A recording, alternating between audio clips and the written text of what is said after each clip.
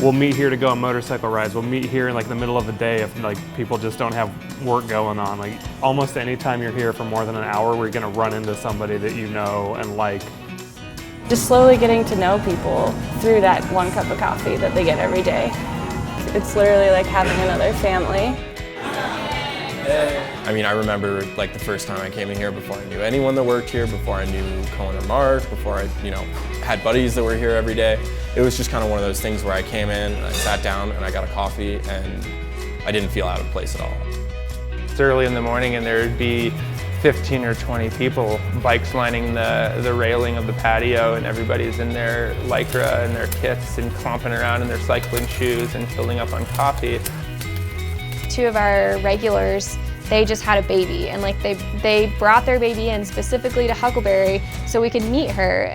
That's what kind of creates the overall Huckleberry experience. It's the people. It's just a kind of a good feeling. When I send in my order, they always write back, hey, have a great week, or how's your week going? And even in the wholesale, there's service. I want somebody who's for the last 10 years been afraid to go into the hipster coffee shop because they have weird coffee and only serve small drinks. I want them to come through our doors, see a barista with a friendly smile, say, how can we help you? What would you like? You're gonna love it. When people come to Huckleberry, I want them to feel comfortable, whether they're a coffee professional or a coffee novice, it doesn't really matter. When they walk through our doors, I want them to feel like this is their place.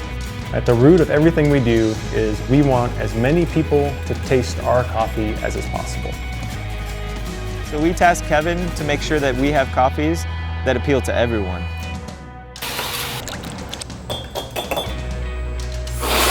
I'm Kevin Nealon. I'm the green buyer and one of the two roasters here at Huckleberry. I want to have a well-rounded lineup of coffees that are going to please your grandpa who wants their coffee to taste like coffee, damn it. I also want to have coffees in our lineup that are going to get baristas really excited about coffee, or a coffee drinker to say like, I've never tasted that before. I'm going to start going to Huckleberry. I grew up where coffee came out of a can. It was cooked in the Pyrex coffee pot. It was just a beverage. I love getting to teach people about coffee in a way that makes them excited about it and that makes them want to learn more, and they don't feel that intimidation. I don't know a lot, but I know enough to know what's a good cup of coffee and what isn't.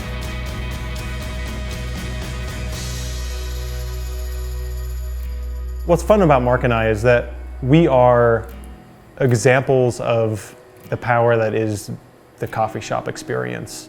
I was working in a cafe. He was a customer when he was doing some nonprofit work.